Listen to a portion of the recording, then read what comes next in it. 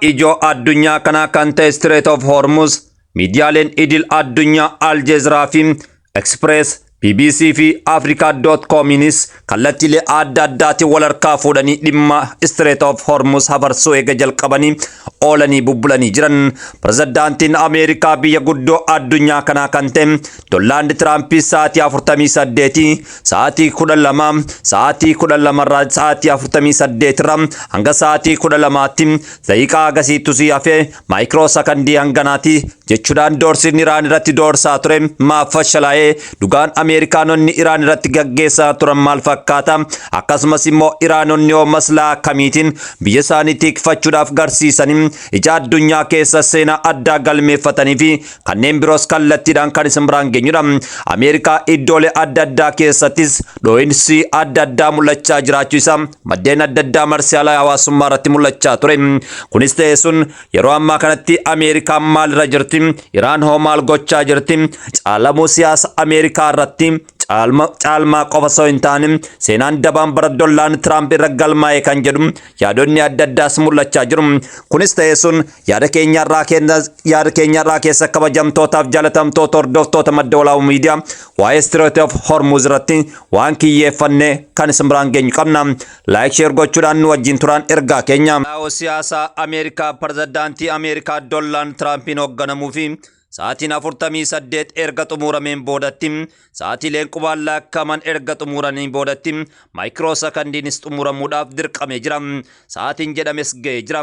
Maaltu maal ta'e? Kaalifoorniyaa hoo maaltu uumame? Ashama harka fuunee kabajamtootaaf jaalatamtoota hordoftoota madda walaabuu miidiyaa sagantaa keenya warri hordofaa jirtan laayik sheer gochuudhaan nu wajjin turaa isiniin jenna.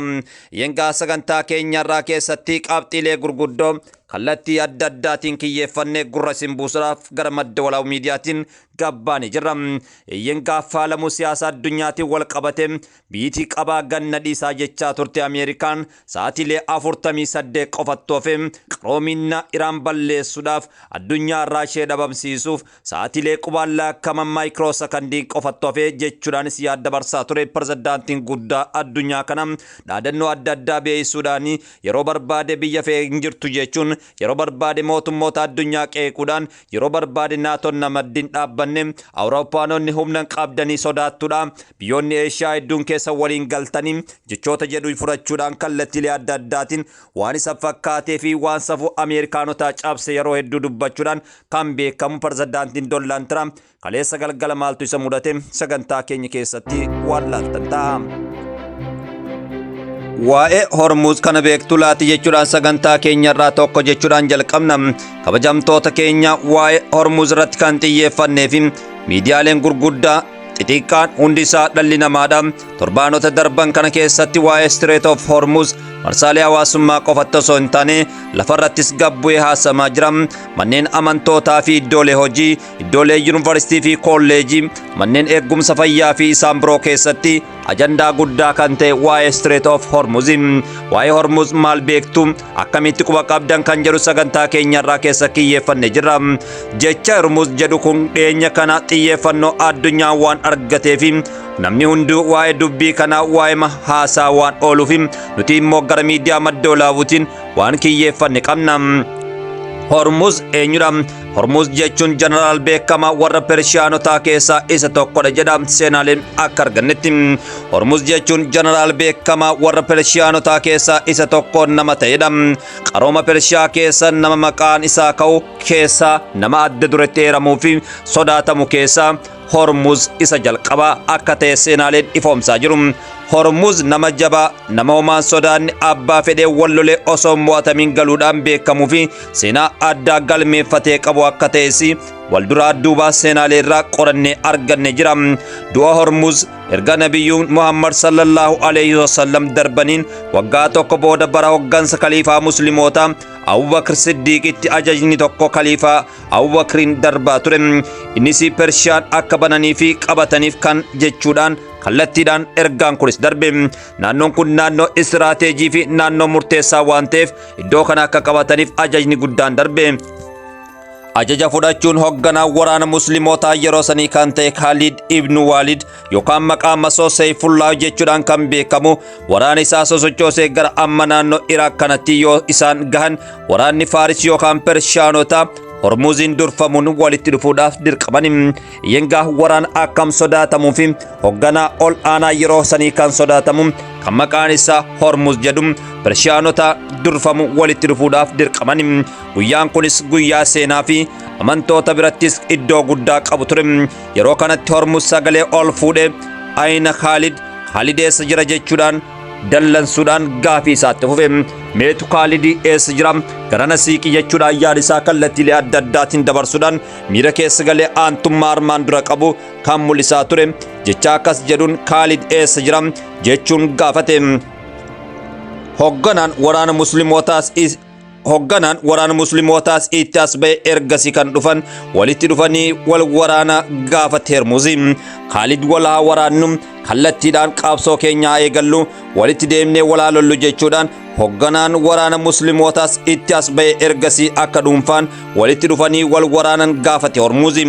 Khalidis farda isaa irra bayeetiin waan tureef Khalidis farda isaa irratti bayee ture waan ta'eef Hormuz immoo farda osoo hin taane anaaf ati qofti walitti dhufneetiin dhaabbannee wal waraanna jechuudhaan gaafate. Khalidis tole jechuudhaan waraanas eegalan. Waraana fardaa osoo hin taane kallattiidhaan qaamaa fi qaamaan face to face afaan Ingiliffaatiin isa jedhamu walitti dhufanii wal waraanuudhaaf dirqaman. Waraanichi eegalee xiqqoo akkuma tureen hoogganaan waraana musliimotaa Khalid Hormuzin ajjeesee takbiiraadhaan as ba'e warri musliimotaa injifannoo akka gonfatan godhe. Khalid irra aanuudhaan seenaa adda namicha ani malee namni hin jiru Strait of Hormuz jedhamuudhaan yeroo ammaa kana addunyaa irra dubbatamaa jiru Khalid haala salphatti ajjeesuudhaan islaamonni aantummaa isaanii gonfatan. Hormuzin ajjeesee takbiiraan as ba'e warri musliimotaa injifannoo akka gonfatan godhe jira. Waraanni gaafasanii waraana Kaazimaa yookaan Zaazalatul Selsil bakka sansalanni yookaan immoo sansalanni itti cite jedhuudhaan yeroo ammaa kana beekama. Wanti akkas jedhameef immoo istiraateejii waraana kana Faarisotaa yookaan Pershiyaanota waraanota isaaniitu sansalata hidhanii dhufan yeroo sanitti jechaadha. Sababbiin sansalata jedhamaa tureef yeroo sanitti waraanni isaanii sansalataan hidhamanii waan dhufaniif maaliif loltoonni isaanii sodaatanii akka hin dheessineef jedhaniitiin sodaa qabanirraa waan qabaniif sansalataan waraana Hormuziin durfamu sansalataan hidhaniitiin kallattiidhaan gara dirree qabsoo seenan. Du'uu yookaan ajjeefamuu qofaaf garuu hoogganaan warra musliimotaa dafee hoogganaa isaanii waan jalaa ajjeeseef loltoonni salphumatti mo'atamanii islaamummaanis akkasitti biyya Faarisotaa dhuunfatte. Olaantummaan islaamotaa biyya san keessaa fi iddoo murteessaa istiraateejii ta'e kanas qabatanii turan. Kanaafuu Strait of Hormuz kan mogga'e hoogganaa jabaa warra Faarisotaa irraa akka ta'e himamaa jira.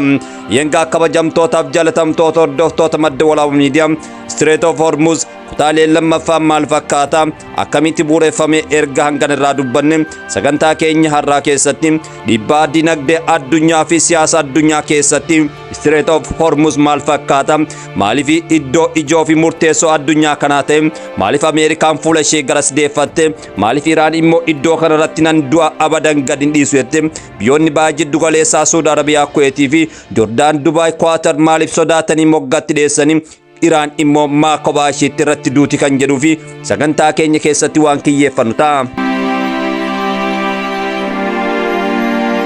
Waan baay'ee gara nama nyaatu qabsoo hanga ammaatti geggeeffamaa turan saayintistoonni, piroofeesaroonni, paayileetonni fi qonnaan bultoonni daldaltoonni rakkataa fi dureessi, soorataa fi hiyyeessi biyya isaanii barbadummaadhaan tiikfachuudhaaf biyyi Iraan seenaa addaa gonfatte addunyaa dinqisiiftee waanjoo gabrummaa ofirraa qolachuudhaaf murteessitee gabbaate. Biyya guddoo addunyaa tanaa anattu sii beekaa ati naan beektu biyya keetti irratti abbaa barbaade buusee abbaa barbaade mootummaan godha daangaa barbaade cabseetiin yoo barbaade al-shabaabii yoo barbaade mootuu ICC dha yoo barbaade waan fedhe moggaasee birbadummaa biyya kamiituu nan cabsaa hanga barbaade reebeetiin hanga barbaade keessaa fe'achuu danda'a jechuudhaan addunyaa doorsaa turte. Ameerikaa fuuldura dhaabbattee seenaa addaa galmeeffatte biyyoonni Arabaas ofi deebi'anii akka of ilaalan kan goote Iraanis seenaa seenaa addaa gonfattee jirti. Sa'aatii 48 miti maayikiroo sakandii yoo hafellee nuti seenaa keenya hin jijjiirru biyya keenya dabarsinee hin kenninu abadan amma jirru lubbuu keenya dabarsinee kennina jechuudhaan murtee ajaa'ibsiisoo murteessanii jiran. Kunis ta'ee sun hawwoleen gurguddoon seenaan adda addaa galmaa'ee manguddoonni biyyattiidha daa'imman sonnafne qabeenya keenya leecaloo keenya kanaafuu kallattii dandameen aarsaa barbaachisne kafallee birbaadummaa biyya keenyaa ni eegganna yaa Tiraampii biyya keenya cabsuu hin dandeessu yaadannoolee jejjedhan gurguddaa dabarsanii jiran. Eeyyengaa sunis ta'e kun yeroo ammaa kanatti marsaalee hawaasummaa irratti viidiyooleen adda addaa deemaa jira. Viidiyoo garaa nama nyaatu manguddoo haadha keenya kan taate viidiyoo kanarra akkuma argitanitti sagantaa kanarratti hirmaachuudhaan ajandaa guddaa miidiyaalee wal harkaa fuudhanii deemaa jiran. Hawwonni manguddoonni haala kanaan baanii jaalala biyya isaaniitiif dabarsaa jiru. Nuti dargaggoonni hangam takka wareegama biyya keenyaaf kanfalaa jirra kan jedhus gaafii addunyaa kanaa ta'ee jira. Mi'aa biyya ofii jaalala biyya ofii yoo baratan Iraan irraa kan jedhanis hedduudha. Jaalala biyyaa yoo jedhamu salphatti waan laallamu miti. Taphattoonni hedduun yeroo tapha addunyaa taphatanis ta'e yeroo alaabaa isaanii mirmirsan atileetonni wal dorgommii olompikii irratti kallattiilee adda addaatiin yeroo imimmaan dhangalaasan mul'isa. Kun immoo jaalalli biyya ofii laayyootti waan laallamu miti. Kanaaf dhiyaa kabajamtootaa fi hordoftoota miidiyaa madda walaabuun biyya ofii aarsaa nama kafalchiisti. Aarsaalee hin barbaachisnes jira. Yeroo dirqamtee waan hin godhamnes gootu jira. Eeyyengaa biyyi Iraanis seenaalee akkasii kana galmeessitee jirti. Biyya ofii jechuun salphaa miti.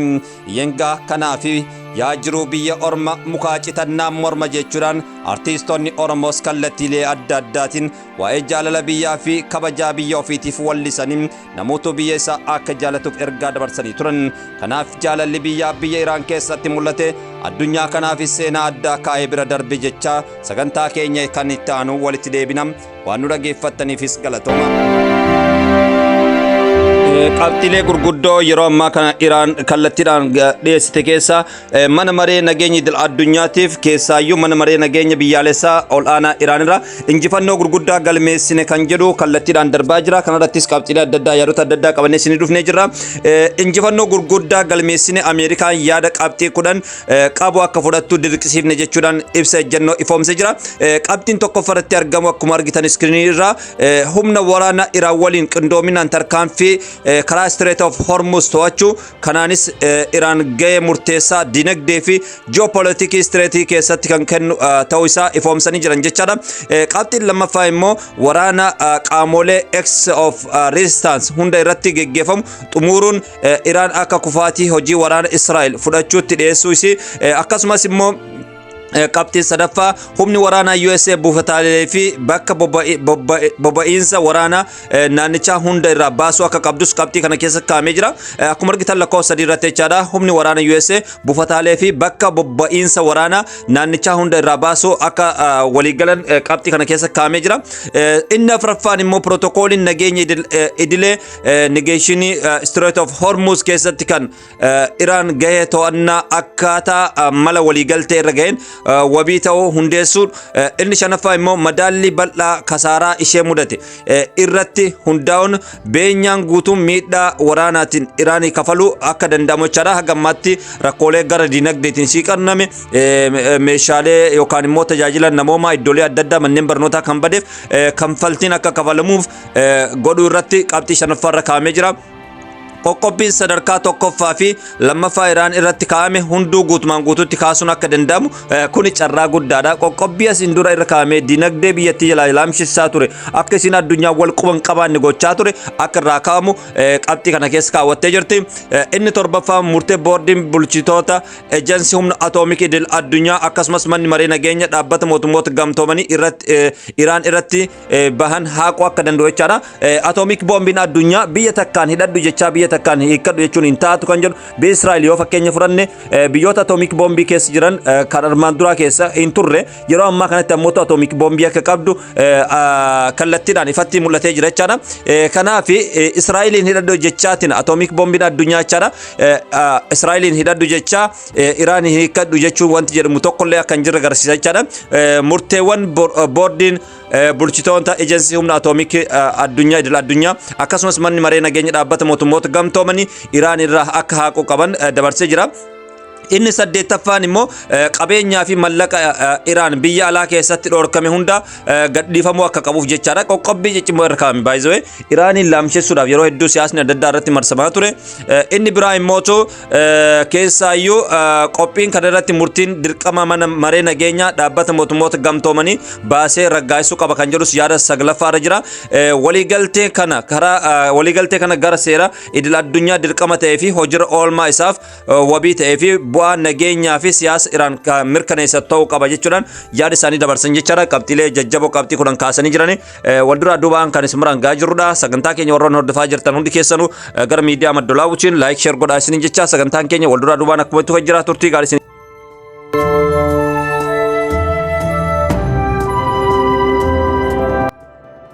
Ibsaara ministeera dhimma alaa Iraan Sayyid Abbas irraa kallattiidhaan kenname kallattiidhaan kan isin biraan geenyudha. Ibsaara ministeera dhimma alaa Iraan Sayyid Abbas nama jabaa fi cichoomina jaalala biyya isaatiif qabu dantaa biyya isaa dabarsee hin kennu lubbuu koon dabarsa jechuudhaan imaanaa biyyattii qabatee yeroo ammaa deemaa jiran keessaa hooggantoota adda duree keessaa Sayyid Abbas isa tokkodha. Gaafii obbolummaa muummichi ministeeraa Shariif Twitter isaanii irratti dhiyeessaniif deebii kennuudhaaf dirqamee jira. Akkasumas gaafii USN yaada qabxii 15 qabu irratti hundaa'uun mariidhaaf dhiyeessinee jirra jechuudha dhiyeessite. Akkasumas beeysa pootis waa'ee bu'uura waliigalaa yaada qabxii 10 qabu irratti Iraan bakka bu'uura marii fudhachuun ilaalchisee baase keessa kallattiidhaan yaada isaanii dabarsanii jiran. Maqaa mana maree nageenya biyyaalessa ol aanaa Iraan bakka bu'ee labsan kallattiidhaan qabxiilee ijoo lama kaawanii jiran. Qabxii tokkoffaa jalatti kan argamu haleellaan Iraan irratti geggeeffamu yoo dhaabbate humni hidhattoota keenya qaban hojii ittisa isaanii ni dhaabu jechuudhaan yaada isaanii dabarsee jira. Kallattii kamiinuu barbaadummaa Iraan irratti wanti geggeeffamu yoo kan dhaabbatu taate nutis immoo waan kana dhaabuudhaaf qophiidha jechuudhaan yaada dabarsee jira. Yeroo torbaanota lamaaf yookaan karoora qindoomina humna waraana Iraan waliin ta'ee fi daangaa teeknikaa ilaalcha keessa galchuun Strait of Hormuz keessa nagaadhaan darbuun ni danda'ama jechuudhaan gabaasee jira. Yoo torbaan lamaaf karaa qindoominaan humna waraana Iraan waliin ta'ee fi daangaa teeknikaa ilaalchisee galchuun Strait of Hormuz keessa darbuun ni danda'ama. Kanaaf immoo kallattii kamiinuu dinqaa addunyaa kanaa dinquu keessatti gahee hin qabnu nuti. Kan falmachaa jirruuf qe'ee keenyaa fi lafa keenyaaf nama keenyaaf seenaa keenyaaf jechuudhaan yaada isaanii dabarsanii jiran. Kaleessallee siyaasa addunyaa kana kan jeeqaa jiru Ameerikaa mataa isheeti jechuudhaan yaada isaa keessattis ifoomsee jira.